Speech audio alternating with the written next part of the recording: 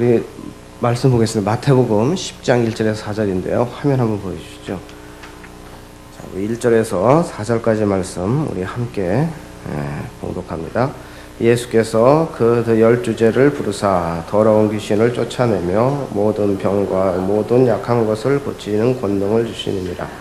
12사도의 이름은 이러하니 베드로라 하는 시몬을 비롯하여 그의 형제 안드레와 세베대 아들 야고보와 그의 형제 요한, 빌립과 바돌로메 도마와 세리마테 알페의 아들 야고보와 다데우 가나인 시몬 및 가룟 유다 곧 예수를 반 자더라. 오늘 제목에 대해서 무슨 의미가 있을까 궁금해하시는 분들이 있었습니다. 뭐 복잡한 건 아니고요. 제가 빌립에 대해서 설교하고 싶었습니다. 빌립은 예수님의 제자 중에 한 사람인데, 그런데 이 빌립 그러니까 제일 먼저 떠오른 단어가 빌립, 믿음이라는 단어였습니다. 그래서 제가 영어 성경을 찾아봤죠. 빌립이 과연 그 빌립인가?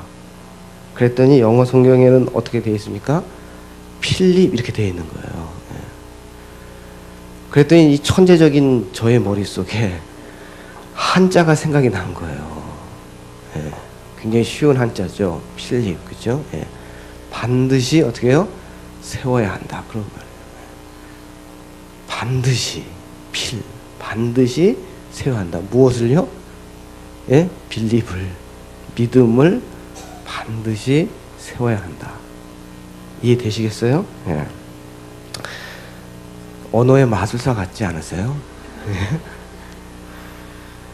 그러니까 오늘 주제는 그냥 간단한 거예요. 우리 자녀들에게 무엇을 해야 된다고요? 믿음을 반드시 세워주어야 한다. 믿음을 세워주는 것이 우리 자녀들의 경쟁력이다 하는 겁니다. 영상을 하나 보려고 그래요. 영상을 하나 보여주세요. 동그라미 하나가 힘겹게 산을 오르고 있습니다. 착한 세모가 나타나더니 동그라미를 밀어 올려줍니다.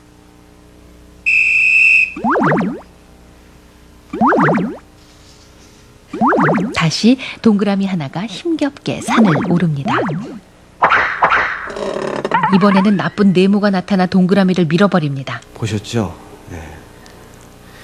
이거를 10개월짜리 유아들에게 보여줍니다. 이 영상. 근데 설명을 안 해요. 지금 성우가 나오는 그런 설명을 하지 않습니다. 뭐 착한 세모니, 뭐 나쁜 네모니, 뭐 이런 거 말하지 않습니다. 단지 이 영상만 보여준 겁니다. 그리고 아무 설명 없이 삼각형과 사각형 도형 중에서 집계합니다. 선택하게 합니다. 그럼 이 10개월 유아들이 어떻게 반응하나 하는 걸 실험한 거예요. 한번 볼까요? 어떻게? 잠시 후 아이들에게 세모와 네모를 보여줍니다. 어떤 말도 하지 않았습니다.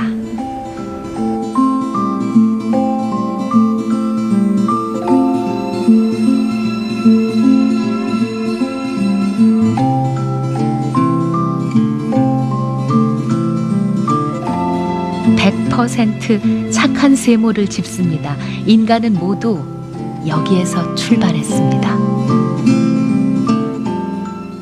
인간은 어디서 출발했다고요? 이 신기하게도 이 실험에 참가했던 유아들 100%가 착한 세모를 골랐습니다. 그리고 이게 실험을 또 했어요. 색깔도 바꿔보고요. 또 네모와 세모도 역할을 바꿔서 해보고 이렇게 다양하게 했어요. 그런데도 뭘 골랐다고요? 착한 걸 골랐어요. 착한 걸. 그러니까 우리 인간은 모두 무엇으로 창조되었다고요? 하나님의 형상. 모르세요? 뭘로 창조되었다고요? 하나님의 형상. 하나님의 형상이라는 말을 다른 말로 속성 이렇게 말할 수도 있는데요.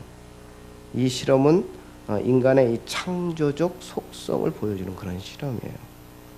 그런데 문제는 어디 있느냐? 이렇게 하나님의 형상으로 창조된 것 같은데 우리 주위에는 이 하나님의 형상을 시기하고 파괴하고자 하는 것들이 너무 많아요.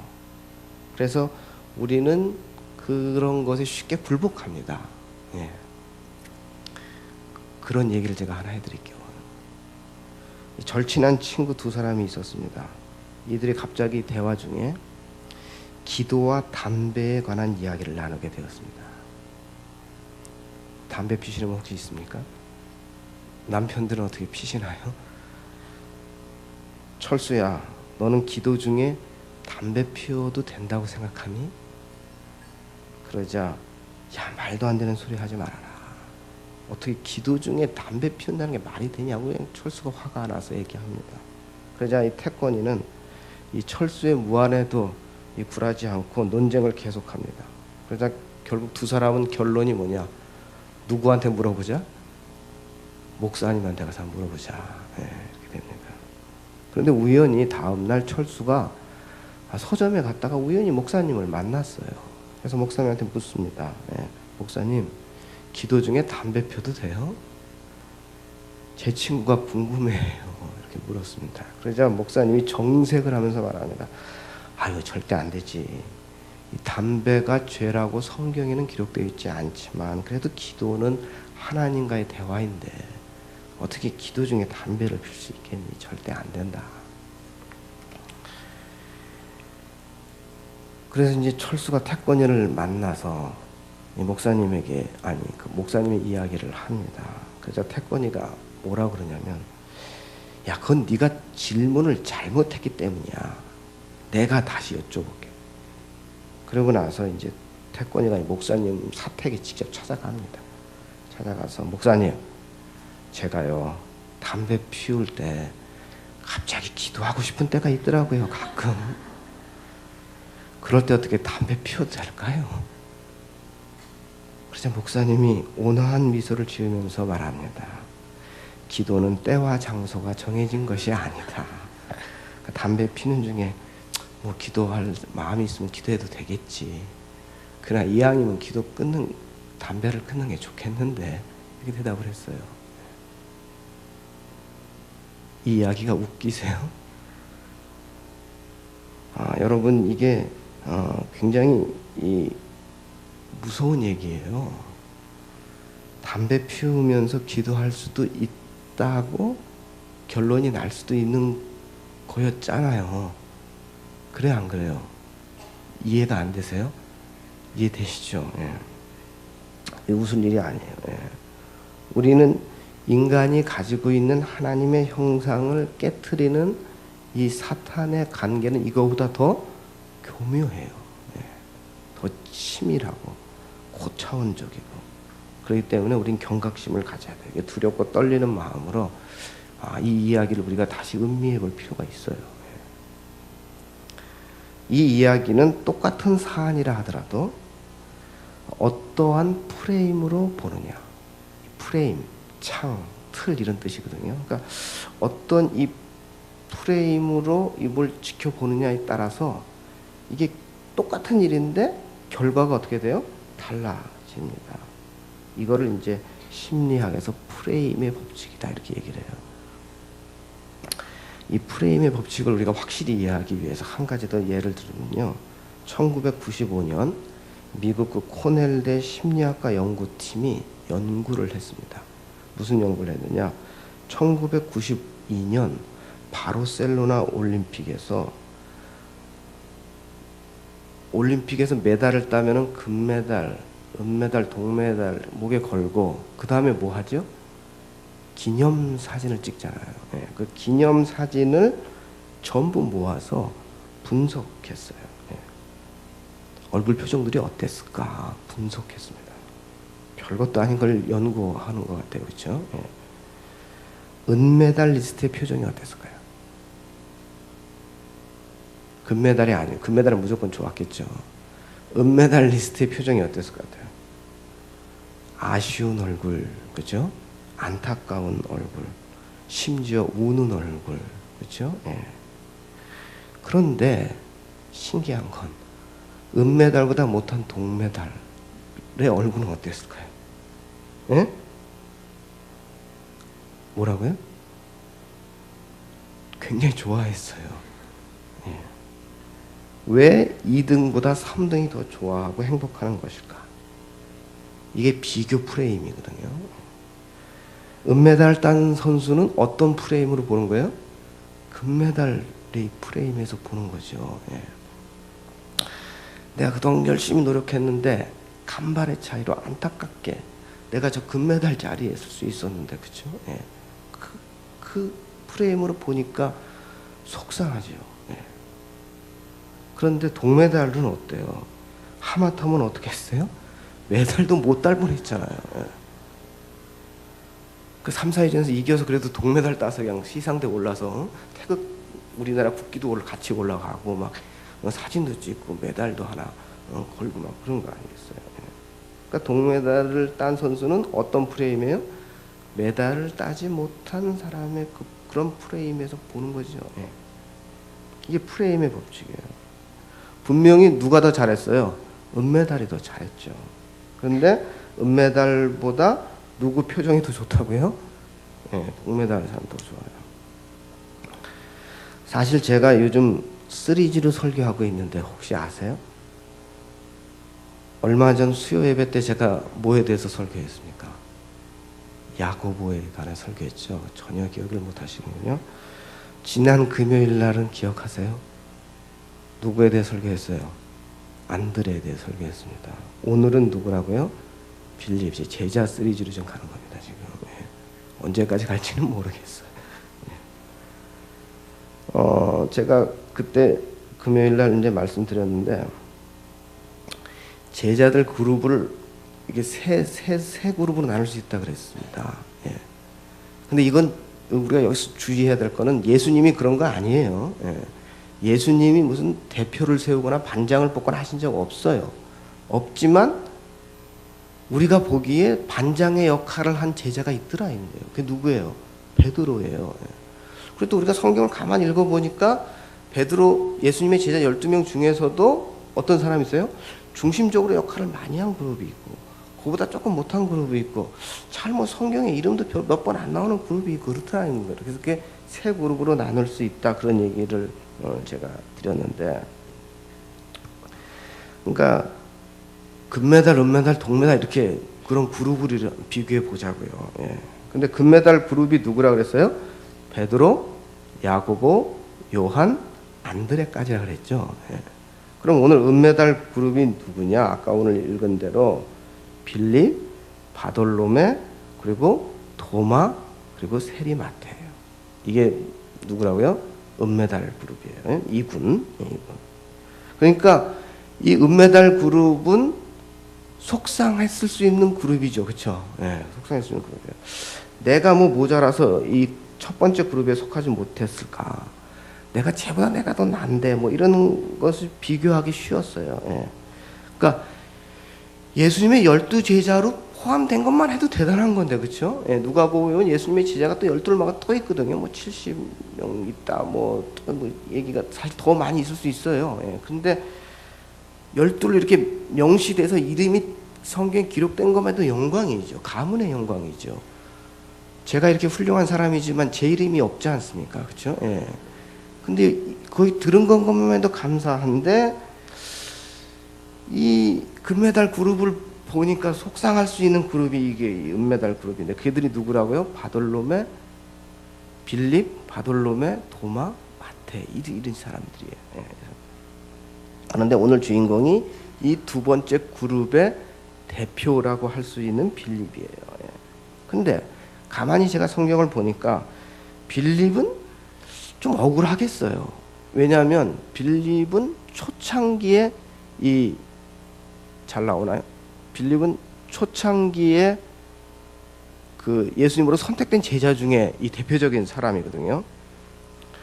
그러니까 그럼에도 불구하고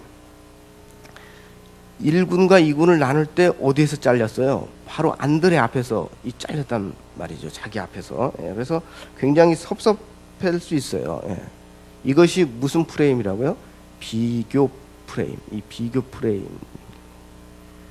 근데 여러분들이나 저나 이 비교 프레임에서 자유롭지 못해요. 예. 우리는 남의 보여지는 것, 겉에서 드러나는 것에 참으로 많이 신경을 쓰기 때문에 그렇습니다. 예. 자신의 이 절대 가치는 생각하지 않아요. 남에게 비교되는 이 상대 가치에 매몰돼요. 그러면서 우리는 힘들어하죠. 2009년 9월 이 삼성경제연구소가 실시한 이 가정주부들의 행복도를 조사했어요. 그런데 행복은 소득순이 아니더라. 이런 결론이 났습니다. 예. 그러니까 한국 사람들은 이 소득 수준에 따라서 행복을 느끼지 않는다는 이 연관성이 아예 없대요. 예. 그렇게 결론이 났습니다. 예. 우리 생각에는 소득이 높은 사람이 소득이 낮은 사람보다 행복을 느껴야 될 것 같은데 전혀 그렇지 않아요. 왜 그래요? 비교 프레임 때문에 그런 겁니다. 남편이 매달 1,000만 원씩 벌어다 줍니다. 얼마나 행복해 할 것 같습니까? 제 아내라면 춤을 출 거예요. 예. 그런데 조사 결과에 보니까 남편이 1,000만 원씩 벌어다 주는데 옆집 영인의 아빠는 1,200만 원씩 벌어다 준단 말이에요. 그러니까 행복하지 않아요. 그래서 내년에는 우리 남편이 1,500만 원을 벌어다 줄 걸 소망해요. 그러니까 이 비교 프레임의 이런 극단적인 이 형태가 사회 현상으로 특정한 단어로 표현된 게 뭐냐? 엄친아, 엄친딸이라는 거예요. 예. 엄마 친구 아들은 하버드에 입학했는데 너는 뭐냐 이거죠. 엄마 친구 아들. 엄마 친구 딸은 미스 코리아가 됐는데 너는 시집도 못 가고 방에서 뭐 하는 거냐 이거 아니겠습니까? 예. 이러한 비교 프레임 속에서 우리 자녀들이 고통 속에 있는 거예요. 예. 아무튼 이 비교 프레임 때문에 자기 파멸로 떨어질 수 있었던 사람이 누구라고요? 빌립이에요. 근데 빌립은 비교 프레임에 빠지지 않았어요. 예. 않았습니다. 왜 안 왔느냐? 빌립은 어떤 프레임을 가지고 있었냐면은 이 의미 프레임을 가지고 있었기 때문에 그래요. 의미. 빌립은 벳세다라는 갈릴리 호수의 시골 마을 출신이거든요. 근데 시골인데 빌립은 상당히 개방적인 가정에서 자라났던 것 같아요. 뭘 보면 알 수 있냐면 그 빌립이라는 이름을 보면 알 수 있어요. 빌립은 그 헬라 문화, 그리스가 전 세계를 지배한 그 알렉산더 대왕, 헬라 문화의 꽃을 피웠던 알렉산더 대왕의 아버지 이름이 빌립이에요. 예. 그러니까 유대식 이름이 아니고 헬라식 이름이에요. 지금 우리 강남에 보면은 그 미국식 이름을 우리 자녀들이 이렇게 가지고 있는데 어떤 경우는 직접 그 미국식 이름을 주민들은 거기에도 들어가 있는 이름이 있어요. 예. 그러니까 이 빌립이 그런 거예요. 예. 그러니까 빌립의 아버지가 헬라파 유대인이었거나 무슨 말이냐면 교포예요. 교포였거나 아니면 이 외국 문화를 적극적으로 받아들였던 이 세계화된 유대인이었던 것을 우리는 알 수 있습니다. 이 유대인들은 굉장히 보수적이잖아요. 웬만하면 자기 자녀의 이름에 외국 왕 아버지의 이름을 장명하지 않습니다. 예.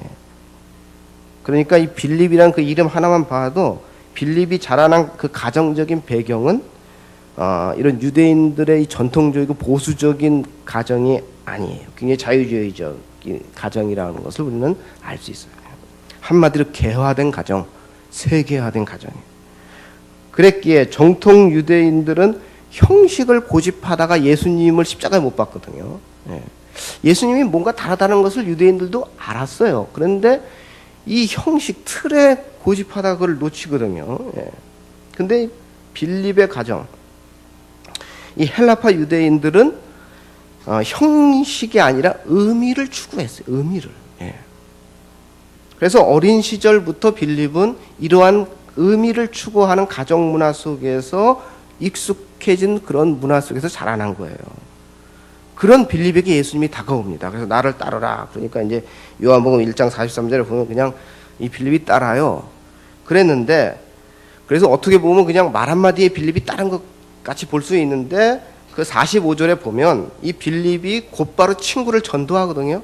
이 나다나엘을 전도하는데 이때 나다나엘에게 뭐라 그러냐면 이 45절에 보면 뭐라 하냐면 모세가 율법에 기록하였고 여러 선지자가 기록한 그 일을 우리가 만났으니 요셉의 아들 나사렛 예수다. 그러니까 빌립은 단순하게 예수 천당 불신 지옥 이렇게 하면서 친구 전도한 거 아니에요. 이 말의 표현을 자세히 들여다보면 이 빌립이 예수님을 따를 때 무턱대고 따른 것이 아니라 예수님을 보고 또 예수님의 말씀을 증명하고 있는 성경을 본 거예요. 선지자, 모세오경, 선지서, 예언서 이런 걸 본 거예요. 그리고 그런 근거를 가지고 의미 부여를 해 보니까 메시아가 누구라고요? 예수님이라는 걸 아는 거예요. 깨달은 거예요. 그러고 나서 예수님을 따른 거예요. 그리고 나서 또 친구를 전도하는 거예요. 그러니까 예수님을 따를 수밖에 없는 명분을 분명히 가지고 따른 거예요. 분명한 의미를 가지고 친구를 전도한 거예요. 이처럼 빌립이 예수님을 따라 나선 것은 자기 나름대로의 철저한 분석을 하고 확신을 가지고 예수님을 따른 거예요. 그래서 그 당시 유대인들 대부분의 사람들은 예수님이 빈민가 나사렛 출신이고 그 출신 배경도 이게 의심스럽고 그래서 배척을 하죠. 그러나 그런 상황 속에서도 빌립은 자기 나름대로 분명한 의미를 부여했고 그 의미를 친구에게 전도에까지 활용하는 것입니다. 그러니까 빌립은 이러한 의미 프레임에 굉장히 숙달되어 있는 아주 잘 되어 있는 그런 사람이었어요. 여기서 자꾸 이제 이 심리학적 용어로 이 의미라는 말은 우리가 어떻게 바꿀 수 있는 명분이라든지 좋은 뭔가 것, 그 다음에 이치의 올바른 것, 그리고 도덕 이렇게 표현할 수도 있어요. 그리고 이것보다 한 차원 더 높이 가면 뭘로 가냐면 믿음이라고도 할 수 있는 거예요. 그러니까 빌립은 기분파가 아니고요. 성실파예요. 뭘 하나 결정할 때 순간의 기분에 의해서 좌지우지한 게 아니라 의미를 잘 파악하고 명분과 도덕, 진리 등을 면밀하게 살핀 사람이에요. 결혼식을 막 마친 신부들에게 질문을 합니다. 결혼식 한 번 더 할래? 그럼 100이면 100 어떻게 대답합니까? 고개를 절레절레 흔듭니다. 왜 그러죠? 결혼식 때문이 아니고 결혼식 준비 때문이죠. 그렇죠? 그동안 힘들고 상처받은 거예요. 준비하는 과정 속에서. 결혼하기로 결정하고 준비하기 전까지만 해도 인생의 동반자니 나의 반쪽이니 하면서 굉장한 의미 부여가 잘 됐었죠. 굉장히 가슴이 벅차 올랐었어요. 근데 막상 결혼식 앞에 두고 여러 가지 문제들이 생기죠. 뭐 혼수 문제, 뭐 예단이니, 뭐 주례 선생은 누구 아냐, 피로연은 어떻게 할 거냐, 뭐 여러 가지 문제들을 이제 하는데 이게 신랑 신부만 결정하면 되는데 그게 또 아니잖아요, 그렇죠? 부모님들도 의견이 다르고 이게 어려워요. 그러다 이제 신랑 신부가 싸워요. 그렇죠? 해보시지 않으셨어요? 싸웁니다. 그리고 결정적으로 결혼을 취소하는 경우도 종종 있어요. 저는 아닙니다만은 종종 있습니다. 그러니까 이 극한 스트레스로 인해서 의미 프레임이 깨졌기 때문에 결혼을 못하는 거예요.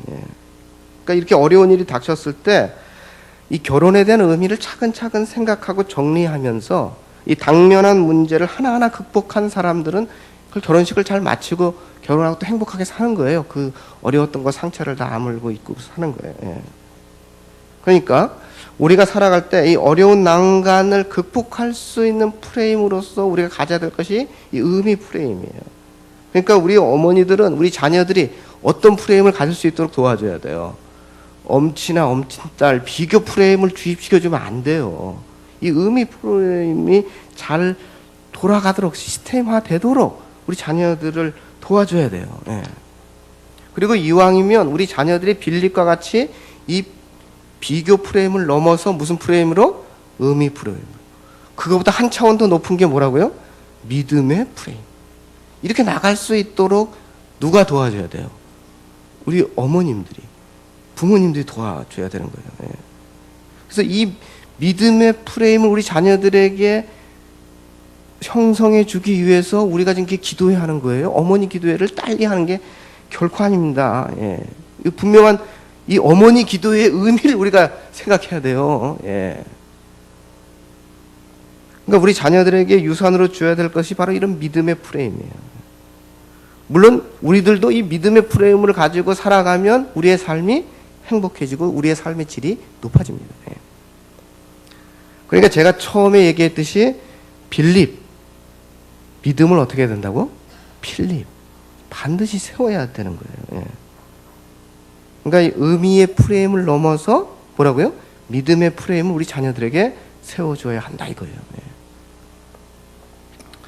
빌립은 동시대 수많은 사람들이 편견과 선입견이라는 그러한 형식 속에서 헤어나오지 못하고 예수님을 외면할 때 빌립은 모세의 율법, 모세오경, 그 다음에 예언서, 선지서들의 말씀을 통해서 그 성경을 자세히 보고 의미 부여를 해서 아, 예수 그리스도가 저기 정말 건달 같은 그 예수 그리스도가 아유 메시아구나 하는 것을 알아볼 수 있었어요. 그 결과 그의 인생이 바뀌었죠. 예. 그리고 그리스도를 향한 의미 프레임을 넘어서 믿음의 프레임을 형성할 수가 있었습니다. 그것으로 인해서 빌립의 인생이 달라진 거예요.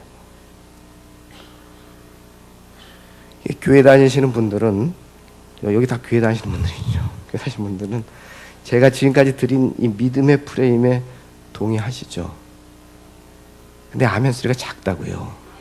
아니 크게 하라는 얘기가 아니에요. 크게 하는 얘기가. 우리 마음속에는, 솔직하게 얘기하자. 우리 마음속에는 의미 프레임, 믿음의 프레임, 이 장 목사님 뭔가 유식하게 뭔가 얘기하는데 이해가 돼요. 되는데 마음 한편에 어떤 마음이 있냐면 그래도 세상적으로 성공하기 위해서는 이 믿음의 프레임만 가지고 되는 게 아니지 않느냐, 이런 생각이 있어요. 마음 한구석에.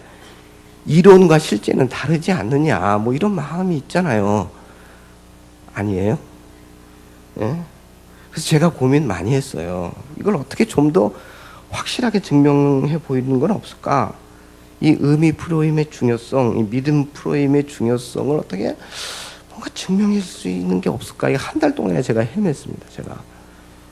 그러다 발견한 것이 이 서울대 심리학과에서 연구한 이 도덕성에 관한 다큐멘터리였어요. 이 다큐멘터리에서 말하는 것은 도덕성이라는 게 이게 의미 프레임이거든요. 이 의미 프레임에서 한 차원 높은 게 뭐라고요? 믿음 프레임이고. 근데 이 다큐멘터리는요, 이 도덕성, 의미 프레임에 주목하면서 자녀의 성공을 위해서는 반드시 뭐가 높아야 된다? 도덕성이 높아야 된다, 이런 얘기를 하고 있더라고요. 그걸 제가 보여드리려고 그래요.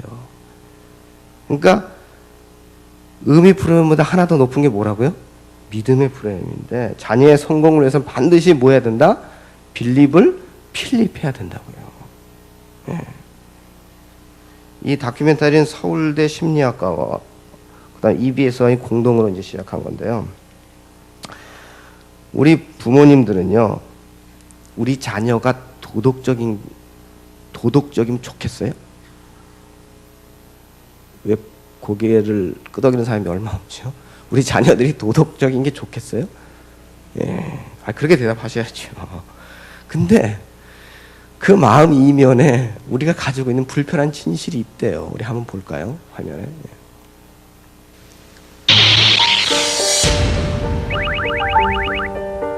어느 날 당신의 아이가 100점을 받아왔다. 그런데 딱 한 문제를 몰라서 공책을 보았다고 고백한다. 네 실력대로 봐야지라고 말을 하는데요. 그렇게 100점 맞아오면 기분 좋을 것 같아요. 그래, 다음엔 그러지 마라. 살아가면서 딱 한 번이고 하는 건 안 된다라는 건 인식은 시켜주되 주대 괜찮다는 얘기죠. 어느 날 당신의 아이가 지하철에서 떨어진 아이를 구하겠다고 한다. 도와주라고 할 것 같은데요. 안 된다고 그럴 것 같아요. 위험하니까 너무. 저는 하라고 하겠습니다. 전 반대할 거예요. 여러분들은 어떠세요? 근데 솔직히 이 화면을 보면서 그런 생각 하지 않았어요? 이 부모님들의 대답이 너무 자연스럽지 않으세요? 왜냐하면 나의 대답도 그렇게밖에 할 수 없겠죠. 그러니까 별 문제가 느껴지지 않아요. 이 대답을 들으면서 별 느껴지지 않아요. 왜냐하면 내 생각, 내 마음도 저렇거든요. 예. 그렇다면 우리는 정말 이 모두가 다 이 도덕적으로 철저해야 된다. 여기에 대해서 별로 중요성을 못 느끼는 거예요, 사실은. 근데 굉장히 중요해요. 도덕적 의미 프레임이 굉장히 중요하다니까요. 화면을 한번 더 보겠습니다. 보통 부모님들이 생각할 때는 도덕적이고 너무 착하면 손해를 본다. 판단력도 필요하고 의사결정도 필요하고 또 의지. 어떤 상황에 가더라도 내가 행동하는데 잣대가 될 수 있는 대단히 복잡한 어떤 심리적인 그런 정신적인 과정을 거쳐서 이루어지는 판단이다. 우리가 살아가면서 여러 가지 유혹도 있을 수 있겠고요. 또 자기 충동대로 행동을 할 수도 있고요. 거기에서 중요한 거가 내가 나를 자제할 수 있는 자제력이 중요하다라는 거죠. 내 만족을 지연시킬 수 있는지도 도덕성의 일부라고 볼 수 있을 겁니다.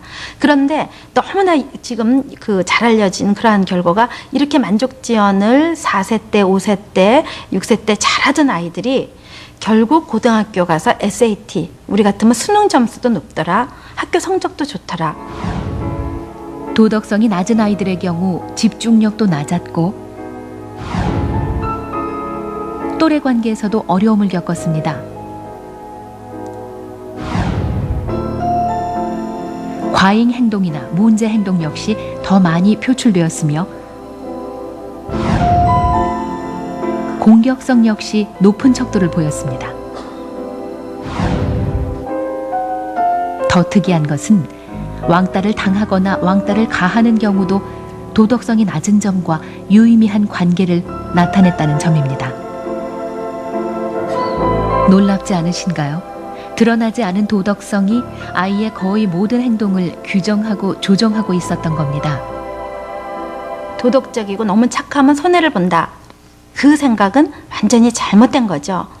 결국 도덕성이 높으면 그 아이의 경쟁력도 높아집니다. 좌절 시에도 우리가 진정으로 그 실패함과 좌절함을 넘어설 수 있는 그런 아이가 되어야 되잖아요. 근데 저희 조사 연구에 의하면은 도덕성이 낮은 아이들 특성 중에 하나가 좌절이나 실패 때 극복하지 못합니다. 보통 부모님들 그러니까 이게 여러분들 이게 압축된 걸 보여드렸는데요. 또 이게 또 제가 의도한 대로 편집을 한 겁니다. 예. 이 도덕성이라는 것이요, 우리가 이제 생각하기에 단순히 착한 거라고 생각하면 안 된다는 거예요. 지금 여기 그 다큐멘터리의 저 연구의 내용은 뭐냐? 도덕성이라는 것이 단순히 착한 것하고 다르다는 거예요. 이해되세요? 도덕성이라고 하는 것을 나타내기 위해서는 판단력, 의지결정, 의지력, 뭔가의 기준을 설정하고 이러한 대단히 복잡한 심리적, 정신적 과정을 거쳐서 형성되는 것이 뭐다? 도덕성이라는 거예요. 아주 복잡하고 고도의 정신적인 메커니즘을 거쳐서 형성되는 것이 뭐다? 도덕성. 그래서 도덕성이 높은 사람이 경쟁력이 높다는 거예요. 그러니까 여기서 말하는 도덕성은 단순히 착한 거하고 다릅니다. 예. 도덕성 있게 내가 결정하기 위해서는 지금 말한 굉장히 복잡한 정신적 메커니즘이 거쳐서 나타나는 거라고요. 그래서 단순히 생각하면 도덕성, 착하면 손해본다 이렇게 생각하니까 도덕성이 높으면 손해볼 것 같은데 도덕성이 높아야 경쟁력이 높다는 것이 서울대 연구뿐 아니고 세계적인 연구 결과다 하는 거예요. 그리고 도덕성이 높은 사람이 환난과 어려움을 당할 때, 즉 좌절 시 극복 능력이 높다는 거예요. 바로 이 도덕성이 의미 프레임을 말하는 거예요. 여기서 한 차원 높은 게 뭐라고요? 믿음의 프레임이에요. 이제부터는 아주 재미있는 실험을 보겠는데요. 도덕적 행동에는 용기와 민감성이 필요하다. 이런 제목의 실험이에요. 면접 조사를 하겠다고 하고요.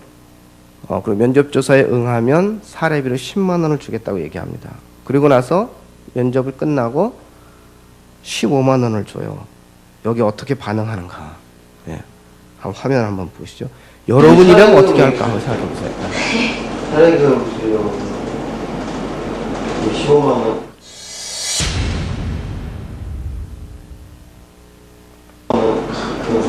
맞으시죠? 주저없이 받죠. 맞으시죠? 예. 봉투에 적힌 액수도 봅니다. 15만 원 맞으시죠? 네. 예, 여기 15만 원 감사합니다. 맞죠? 감사합니다. 여기 있습니다. 15만 원이고요. 네. 여기 맞으시죠?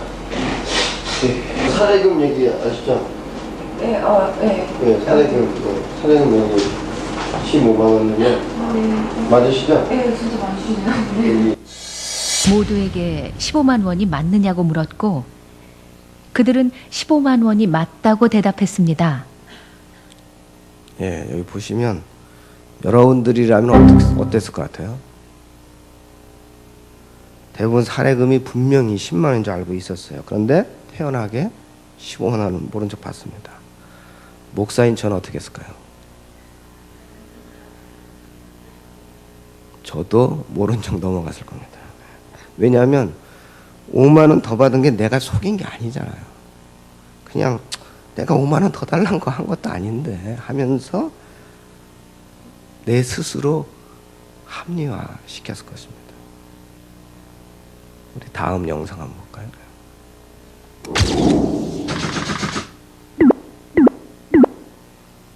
작가가 사례금이 얼마나 그랬어요? 10만 원이요.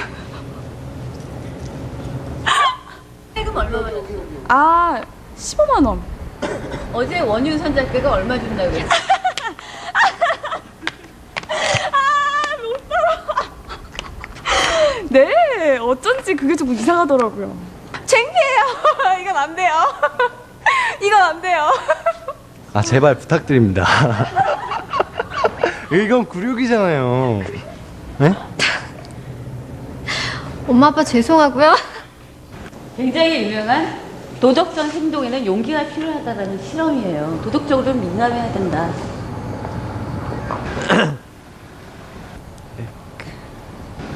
아버님께서 많이 조금 실망하실 것 같습니다.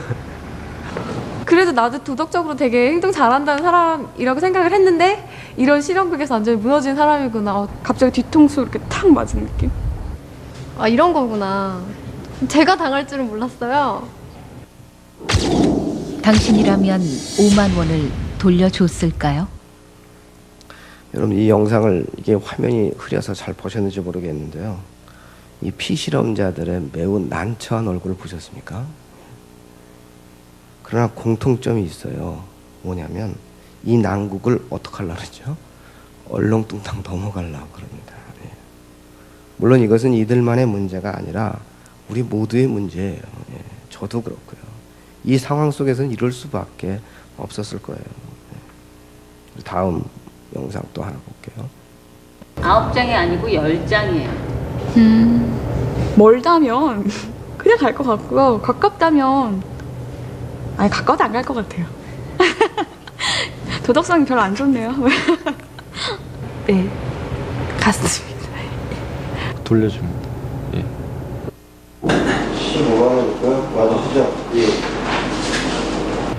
그거 돌려줘야죠. 네, 사례는 여기 15만 원이면 네. 맞으시죠? 네, 진짜 많으시네요. 여기 사인 좀 부탁드릴게요. 거기서 알았으면 바로 줄 것 같은데요. 15만 원. 감사합니다. 맞으시죠? 네. 제가 원래 그런 거 거슬러 받았을 때 그냥 바로 주거든요. 네, 여기 있습니다. 15만 원이고요. 네. 네, 맞으시죠? 네. 네, 네.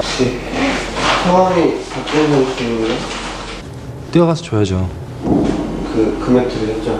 네. 네, 여기 15만 원이고요. 감사합니다. 맞죠? 감사합니다. 이게 먼저 면접 조사를 하고, 그렇죠? 면접 조사를 한 화면하고 후에 이제 화면을 이제 보여주고 결과를 이제 비교해서 보여주고 있는데요. 여기서 우리가 이제 알 수 있는 것은요, 이 도덕성이라고 하는 것이 평상시에 내가 생각하는 것하고 차이가 많이 난다는 거예요. 인터뷰할 때요, 뭐 도덕성 없다고 그런 여학생이 둘이 있었지만 대부분은 어떻게 해요? 자기 도덕성 있다고 대답했죠. 근데 그게 거짓이었을까요? 아니에요. 그들이 평상시에 그런 일을 자주 했을까요? 아니에요. 그들은 평상시에 정말 도덕적으로 살았던 아마 그런 사람들이었을 거예요. 예. 이들이 인터뷰를 할 때는 분명 자기가 그런 상황이 되면 그렇게 할 거라고 생각하고 있었고 믿고 있었고 확신하고 있었어요. 그런데 이 도덕성이라고 하는 것이 그러한 인간 나의 확신을 깨트리는 이 고도의 정신적인 메커니즘으로 이루어지기 때문에 나 자신도 속인다니까요. 그것이 속이고 행동으로 나타나는 거예요. 그걸 보여주는 이 자료 화면이에요. 그러니까 이 도덕성이라는 게 만만하게 볼 게 아니에요. 마음 착하다고 되는 게 아니라니까요. 우리가 평상시에 이게 나도 모르게 체화되어 있지 않으면 저런 경우에 우리의 고유한 형상이 깨트려진다니까요. 그걸 보여주는 거예요. 우리가 빌립처럼 의미 프레임을 항상 잘 작동하고 있어야 돼요. 내 체화하고 있어야 돼요. 그럴 때야만이 이게 제대로 나타나는 거지, 단순하게 이게 착한 마음만 가지고 이게 살아가지고는 저렇게 나타나는 게 아닙니다. 저기 참석한 사람들은 다 잘생겼지만 착한 사람이에요. 그리고 이 실험은 이 의미 프레임의 중요성을 보여주기도 하고, 또 그보다 한 차원 높은 게 믿음의 프레임인데, 그거를 이게 얼마나 중요하다는 것을 간접적으로 보여주고 증명하는 거예요. 우리의 자녀들을 어떻게 해야 된다고요? 빌립을, 믿음을, 필립 반드시 세워줘야 된다고요. 우리 자녀들이 믿음의 프레임을 체화하고 있어야 돼요. 영상 하나 더 보겠습니다.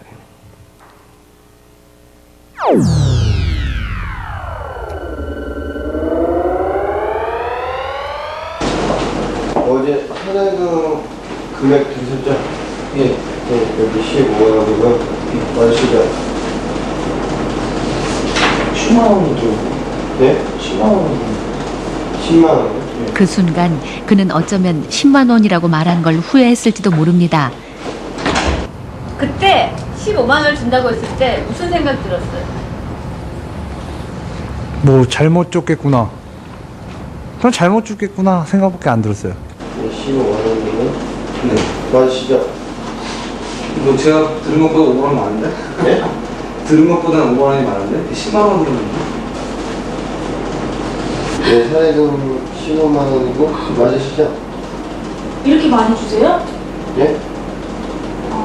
15만 원이나 주세요? 15만 원이라고 말씀 안 드렸나요? 10만 원이라고 그러는데. 아, 10만 원이요? 10만 원이면 좀 아니에요? 네. 오늘 딸면서 돈을 반납하더군요. 저 되게 놀랐어요.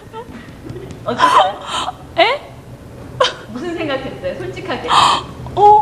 입이 방정이다. 그러겠어. 가만히 있었으면 15만 원 받았을 텐데라고 생각했어. 결과적으로는 어때요? 행복해 지금. 이 비록 소수이긴 하지만 이 솔직한 사람들이 있었어요. 이들의 얼굴에서 알 수 있는데요. 순간적으로 이들이 많은 걸 생각했습니다. 아까 첫 번째 남학생은 그냥 뭐 단순하게 생각했다는데 그렇지 않습니다. 순간적으로 굉장한 생각을 합니다. 이 메커니즘이라고 하는 것이요, 굉장히 작용했습니다. 그 교묘한 함정 속에서도 이들은 평상시에 뭐가 형성돼 있었어요? 이 의미 프레임이 형성돼 있었기 때문에 이들은 승리했어요. 예. 마지막 여학생을 보면 우리가 알 수 있잖아요. 손을 떨잖아요, 막. 예, 예. 너무 아쉬워하면서. 그러나 너무 아쉬워하고 그 5만 원의 그 차이 때문에 욕심은 나지만 그 여학생의 의미 프레임이 그대로 작동하잖아요. 그러니까 어떻게 해요? 떨지만 돌려주잖아요. 예. 그리고 인터뷰 하면서 뭐라 그러니까 입이 방정이다 라고까지 얼마나 많은 생각을 했다는 것을 보여줍니다. 예. 그리고 이 여학생은 깨닫습니다. 예. 그녀가 가지고 있는 이 의미 프레임이 잘 작동해 준 결과 5만 원이 손해가 아니라 결코 5만 원으로 살 수 없는 뭘 얻었다? 행복을 얻었다 그러죠. 행복을 얻었다. 행복해요.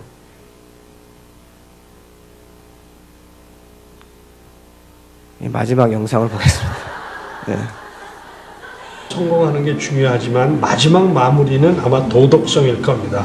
출세하고 성공했다고 하더라도 도덕적이지 못하면 이 세상 살아가는 의미와 가치를 느끼지 못하게 되니까요. 결국 중요한 것은 인생의 마지막에서 중요한 것은 도덕적으로 얼마나 가치롭고 의미 있는 삶을 살았느냐 하는 것이 아마 가장 중요한 삶의 요건이 되리라고 봅니다. 그러니까 성공이 중요하죠. 그러나 마지막 마무리는 뭘로 평가된다고요?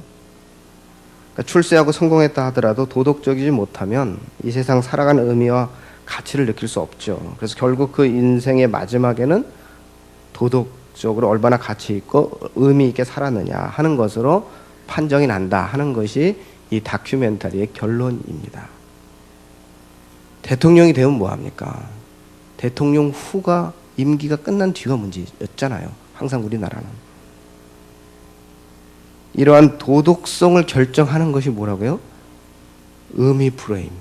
그보다 한 차원 더 높은 믿음의 프레임이라고. 근데 이것이 굉장한 메커니즘으로 이게 우리 작용한다니까 이게. 그러니까 이것이 평상시에 체화되지 않으면 쉽게 무너져 버려요. 예.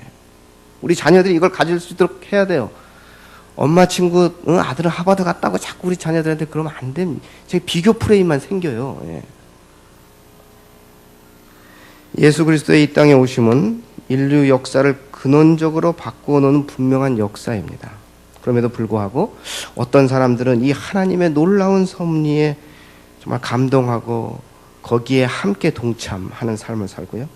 어떤 사람들은 이 놀라운 하나님의 섭리를 무시하고 살아가고 있습니다.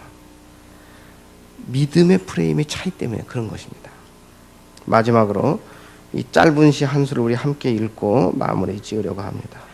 우리 시 한번 보여주시죠. 네. 안 하셨나 보다. 저기 나오시는군요. 네. 우리 함께 읽겠습니다.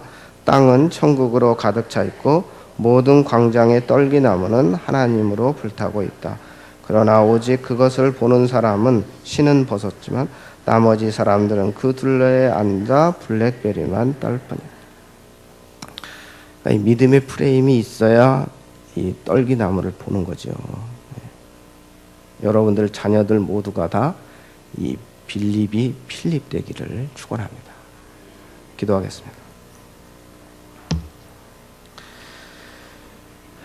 명백한 부활의 역사 앞에서도 잘못된 프레임, 창으로 인해서 보지 못하고 느끼지도 못하는 우리의 우매함을 용서하여 주시옵소서. 불타는 떨기나무 앞에서도 교만의 신을 신은 채 이 육신의 블랙베리만 따는데 급급한 우리의 어두운 눈을 밝혀 주시옵소서. 그리하여 당신의 진리의 말씀 앞에 겸허히 우리 자신을 날마다 세움으로써 확신 가운데 주님을 따르며 증거하는 이 땅의 필립들이 다 되게 하여 주시옵소서. 비교의 프레임으로 날마다 불평하고 자학함으로 또 불행으로 나아가는 것이 아니라 의미 프레임, 믿음의 프레임으로 비록 나는 알지 못하지만 나보다 나를 더 잘 아시는 하나님의 뜻이 이루어지기를 기대하며 소망하며 인내하는 빌립과 같은 우리 자녀들이 다 되게 하여 주시옵소서. 예수님의 이름으로 기도드립니다. 아멘.